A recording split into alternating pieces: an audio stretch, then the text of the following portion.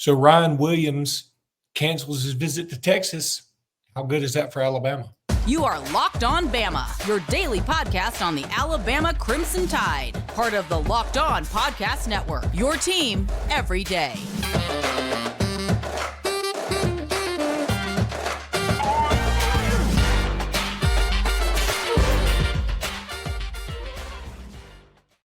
Hey, everybody, and welcome back into Locked On Bama. Luke Robinson, that's me. Jimmy Stein, that's him. This episode is brought to you by FanDuel, and I'll talk about FanDuel here in just a little bit. But right now, Jimmy, thanks for making this your first listen. Got to say that. Ryan Williams, the ballyhooed 5-star plus receiver who is all everything, probably going to win Mr. Football in the state of Alabama again this year. He obviously was committed to Alabama, decommits when Nick Saban retires, has visited Alabama a few times since then, and was going to visit. He visited Texas A&M last weekend, was going to visit Texas this weekend, going to visit Auburn the weekend after that, but he's canceled that Texas visit. So, Jimmy, tell us what it means. Well, it's definitely good news for Alabama. I mean, there's no way that that's not good news for Alabama. To me, that's Ryan Williams announcing he's not going to be signing with Texas. So one more potential landing spot is out. I think A&M is in the running to a degree, but the reason that I'm not, literally dancing over this is I never considered Texas to be the main threat. Now, Texas was a threat because his good buddy, the quarterback, is committed there, KJ Lacey. I think Texas is a real attractive spot for players these days. They're recruiting exceptionally well, in my opinion. I'll just put this out there. I bet Texas finishes with the number one class in 2025. I think they're just sort of on fire right now, recruiting-wise. So to that extent, Ryan eliminating the Texas visit and, in essence, eliminating Texas is great news.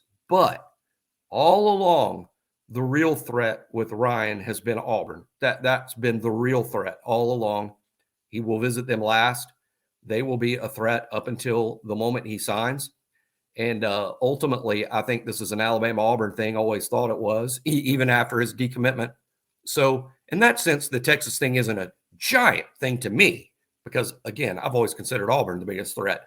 But it is one more sign that he is strongly considering Alabama. And in fact, I think he's going to pick Alabama. But I'm just less confident in saying that than I was at the time when Nick Saban was still the head coach. I think I said this with Andrew Bone on the program yesterday that I oddly feel like while my confidence level in his choosing Alabama is down, the reason he should choose Alabama should be up. Right. Because of the new head coach and the new style and all of this. I mean, the Nick Saban factor is the Nick Saban factor. I mean, people wanted to be around him and just be near him. I mean, I understand that. But given this new offensive philosophy that Alabama's going to have, and I call it a new philosophy. I mean, Alabama's been slinging it all over the yard for a few years, last year being more of an exception. And the only reason I think that was the case is because we didn't have necessarily the quarterback to do exactly what some of these previous quarterbacks have done, like Bryce Young and Mac Jones and Tua and things like that. But I think it makes a lot more sense for Ryan Williams to come to Alabama now than it did before, honestly.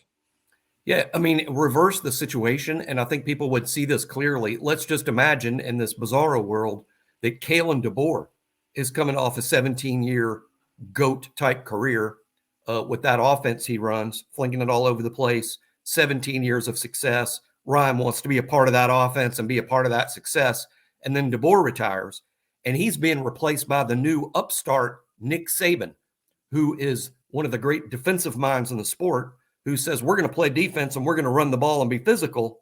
You could see Ryan Williams going, whoa, that's not what I was signing up for. So I think when you look at it from that vantage point, you see exactly what Luke's talking about, that this is going to be an appealing offense for him.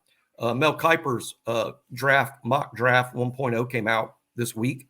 I'm always very interested in that stuff, big time. And he had Rome Odunze in the top 10. I think he might even be top 5, frankly, but Mel Kiper, I think, had him 9 going to the Bears. And I think that just hits the whole point home. I mean, Kalen DeBoer is coming off a season in which he put a wide receiver in the top 10 of the draft.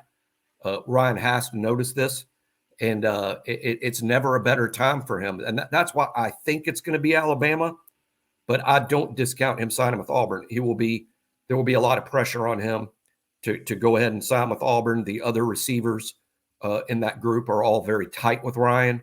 I think there's a lot of, he would be heroic in Auburn history, whereas at Alabama, we sort of expect to sign players like Ryan.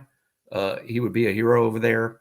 But and the NIL obviously would be substantial. It's going to be substantial at both places, frankly. But I do think that Ryan's going to choose Alabama. That's my prediction. But like I said, like you said before, I would say I am 70% sure Ryan's going to sign with Alabama. When at the time of Nick Saban's retirement, I was more 90 to 95% sure Ryan was going to pick Alabama. Yeah, and I think the NIL could be a factor. I do think let's add in the fact that it feels as though, based on his own social media, based on things we know, Ryan Williams is more of an Alabama fan. Yeah. Now, will that play? Maybe a little. I don't think it plays the way it used to play. And I do believe, based on things I know in here, that Auburn's NIL may be a little more. At least in terms of an offer, but Alabama offers things that Auburn can't offer. I mean, Alabama's, honestly, first of all, Alabama's going to have a better quarterback situation. And then secondly, Alabama's got a bigger brand. That's just the way it is. I'm not trying to say anything bad about Auburn. Auburn's got a big brand. I mean, I don't want anybody to take that the wrong way, but they do. And Alabama's going to play in more marquee games next year.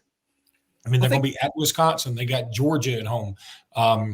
That is huge. They've got LSU and Tennessee and, of course, the Iron Bowl in itself. Whereas Auburn's schedule next year, it's just not – besides Alabama and Georgia, it's not sexy at all. So I think Alabama's going to have a lot more primetime options. And Alabama's going to be the biggest show in town because people want to see how Kalen DeBoer handles the succession. Well, look, NIL is a major factor with all these kids. It just is. That's just 2024. NIL is maybe the number one factor. It's certainly the biggest factor in my mind. But I know this. The NFL is 3 letters that are bigger than NIL. The NFL, if you are a first-round pick in the NFL draft, the guaranteed contract you get dwarfs any NIL offer that's out there. I mean, I know everybody hears stories and rumors about how high some of these offers are. Most of the time, that is absolute fiction.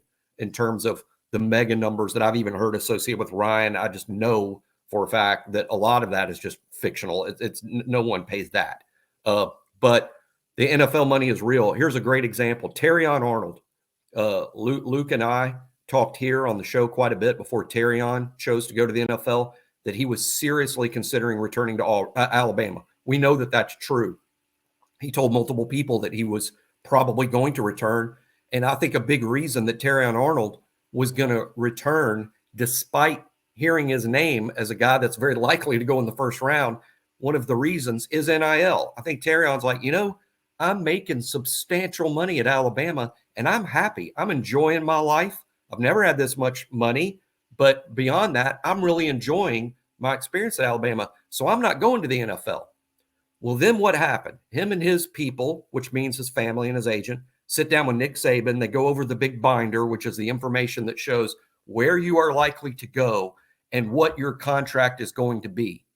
And at that point, Terrion, understandably, and of course I'm making this up now, I'm paraphrasing, but I'm sure once Terrion looked at the real numbers and said, okay, if I stay at Alabama, this is what I'm walking away from. Terrion's like, you know what? I'm not walking away from that. That's just entirely too much money for me and my family. And it would be irresponsible for me to continue on in college if I'm walking away from this guaranteed amount, which dwarfs all NIL offers that are out there. Because even if Terrion is roughly, let's say, the 15th pick in the draft, you're talking about as much as 15, 16, 17 guaranteed millions of dollars. So that's why I think this plays back into the Ryan Williams decision. Yes, NIL is going to be a big part of his decision, and it's going to be a substantial amount, especially for a wide receiver that's his age, but it is dwarfed by future NFL money. And I do think the kid and his family and his people are going to make a decision based on what's in his long-term best interest and not what's in his short-term interest. Yeah, I agree with you. And the irony is, if let's say Alabama says, okay, Terrion, we really want you back. We're going to up your offer a ton. Well, then that's money you can't give to somebody new that'd be coming in to take Terrion's place. So you better make hay when Terrion comes back. And if he were to get hurt, you're in a lot of trouble. But Jimmy, I want to take the minute now to tell everybody about FanDuel. FanDuel is absolutely fantastic. Go to FanDuel.com/lockedon because right now, the NFL playoffs, man, I can't wait for Sunday. It's going to be so much fun. And it's going to be even more funner because I know that's not a thing. I'm going to be watching it and I'm going to be playing FanDuel. New customers get $150 in bonus bets guaranteed when you place a $5 bet. All you got to do is place a $5 bet. You get $150 in bonus bets. That's $150 in bonus bets guaranteed whether you win or lose. You can't beat that. The app is so easy to use. There are a lot of different ways to win. Live same-game parlays. Those are a lot of fun.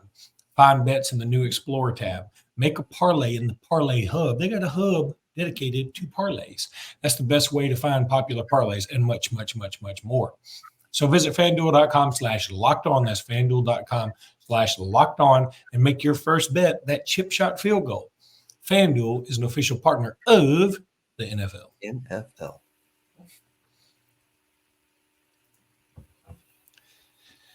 So Bama's got a lot of coaches on the road. You talked about this in the previous podcast that everybody was scared to death. Why aren't coaches out recruiting? Well, they couldn't contractually. And now we got all that settled and handled, and coaches are all out on the road. And it's good to see Clinton Dix and Josh Chapman and the like out there amongst all the, especially like state of Alabama players and out there trying to make waves. I think Kalen DeBoer is doing a great job. His first trip, I think Kalen DeBoer's first trip was to the Mobile area. I don't know who all they went to see, but it was to the Mobile area, which I think is, hey, I'm happy with. Also wouldn't shock me in the least. Look, Alabama, I mentioned it, huge brand, and they can go national. We've proven that. And but I do kind of want to see a reemphasis on the state. I do. Yeah. I mean, I'm an AHSA guy and I'm a state of Alabama guy. And I think it can mean a little more when you have in-state guys. So, George McIntyre, the fabulous quarterback from Tennessee, commits to Tennessee. He probably was an Alabama lean at one time, but he commits to Tennessee. More power to him.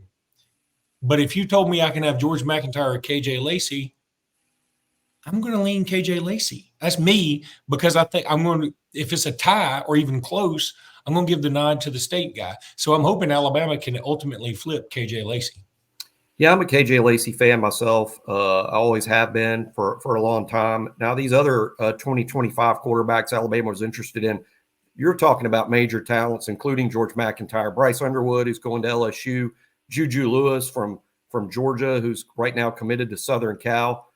There's a lot of really good. Deuce Knight, a talented kid who's from Mississippi, but really from this area because George County, Mississippi is really right next door to Mobile. Deuce Knight is committed to Notre Dame, but Alabama visited with his school this week. I'm with Luke. Look, it's kind of a balancing act for me in terms of prioritizing the state. Nick Saban proved to all of us that the right choice to make, the right thing to do is absolutely sign the best talent. Doesn't matter where it is. And it couldn't be more illustrated in this last recruiting class where you sign a linebacker from Germany and a defensive lineman from Canada. And the class before that, there was an offensive lineman from Norway. I mean, Coach Saban will literally go to the ends of the earth to find the best players. But my point would be, I don't want to take a lesser kid because he's from Alabama. I think that's the wrong thing to do. I think Nick Saban would tell us, hey, that's the wrong thing to do. You don't take a lesser kid just because he's from here. But I would prioritize Alabama in this way. I would want to make darn sure that I'm not going to Norway to sign a kid when there's a better kid in Birmingham or a kid that's just as good from Huntsville or Mobile or Montgomery. Why are we going to the ends of the earth to sign a kid when there's one here that's just as good? So you evaluate the heck out of the in-state guys and make sure you're not missing anyone, and make sure that anyone that can help you win a championship that's from here is signed to play at Alabama. But don't take a lesser kid. Alabama should be the brand Alabama means what it does right now because it is the best players in the country, even if you have to go to the other side of the continent to get them, or even in some cases you leave the continent like Nick Saban did on a couple of occasions recently. Yeah, no, again, I'm certainly with you on that. And I want people to understand I'm for signing the best player and whoever the coaches think is the best player. At the same time, I'm also very pro. I was just thinking like a Nico Collins. I mean, from Clay Chalkville goes to Michigan. There was no reason for him to go to Michigan. I agree. That's a great example. And you're not going to bat 1,000. Look, the NFL is littered with guys from the state of Alabama that Alabama didn't offer. But don't get on Alabama for that. A lot of schools didn't offer these kids. There will always be sleepers. There will always be kids that are underestimated by everybody. That's not a mistake. But I'm with Luke. I think Nico Collins is a good example. I mean, here's a guy from Birmingham that was recruited by most of the big schools in the country that ended up signing with Michigan. And he had a really good career at Michigan. And now he's a fantastic player in the NFL for the Houston Texans. Kids like that should always be at Alabama, in my opinion. And I do hope that Kalen DeBoer re-emphasizes the state of Alabama first. And I think there's a good sign. I know logic dictated that he do this, but hey, coaches could hit the road starting Monday. Kalen DeBoer immediately Monday morning flies directly to Mobile. That was his first stop as head coach at Alabama, the Mobile area talent. Where did he go? Day 2, Birmingham. That's exactly what needs to be done. He also, by the way, for those that don't know, most of you do, but when he was in Mobile Monday night, there was a hastily brought together meeting of all of the local high school coaches. They were all allowed to bring one friend, whether that's an additional assistant or somebody, but every head coach in the Mobile and Baldwin County area met at Felix's on the Causeway. Kalen DeBoer came and met with every local high school coach Monday night for just a few minutes, gave a brief speech. I believe he did the same thing in Jefferson County and Shelby County Tuesday night in Birmingham. I don't know that, but I believe he did. So he's already working hard to make sure that all of the high school coaches in Alabama know who he is and know how to get in touch with him. And I'm sure he emphasized to them how important it is for the University of Alabama to recruit the state of Alabama first. And the next thing that's going to happen in recruiting is when Jim Harbaugh ultimately takes this Charger job, which looks like it's just a formality at this point. Today, don't you think? I think it's going to be today. I mean, it sounds like all signs point that way. Now, my understanding is then the transfer portal will open up for 30 days for the Michigan players. But now in terms of school enrollment and all that, I'm going to tell you something, though. I don't worry about that part as much anymore. This is less academic than ever before. If they have to miss the spring, they have to miss the spring. I'd rather have them on the roster and miss the spring than not have them on the roster, right? Particularly when you're talking about elite kids. I know you're about to talk about Michigan. I just want to throw this in there because I think it's really important. Alabama's new general manager. We haven't had a guy with that title under Saban, but we do under DeBoer. Courtney Morgan is DeBoer's general manager. And by that, I think he uses it in the same context as the pro sports teams do. General manager means this is a guy who has a lot of say about the roster and recruiting. That's what Courtney Morgan does. Courtney Morgan used to be at Michigan. As a matter of fact, he was at Michigan 4 and 5 years ago. So Courtney Morgan helped recruit this current Michigan roster. So if Jim Harbaugh leaves Michigan for the NFL, as we believe he is, maybe even as soon as today, that will open up a 30-day portal for everyone to go poach Michigan's roster. The fact that Courtney Morgan used to work at Michigan and has a pre-existing relationship with a ton of players on that roster would only be beneficial to Alabama. So I do think that Alabama will be very active in terms of potentially finding Michigan players to add to the Alabama roster. But keep in mind a couple of things.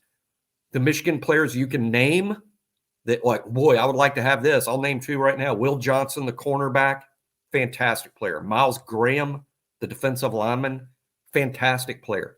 We're not the only ones that know about them. They will be highly sought after, and that basically equates to, in 2024, expensive. So we'll see how that works out.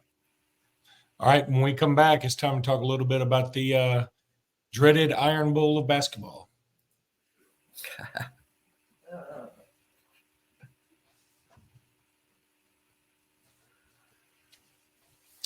I say the dreaded Iron Bowl of basketball because this is one of my least favorite games of the year. I mean, I say that about the Iron Bowl of football. That I'd say that about anything where we play Auburn.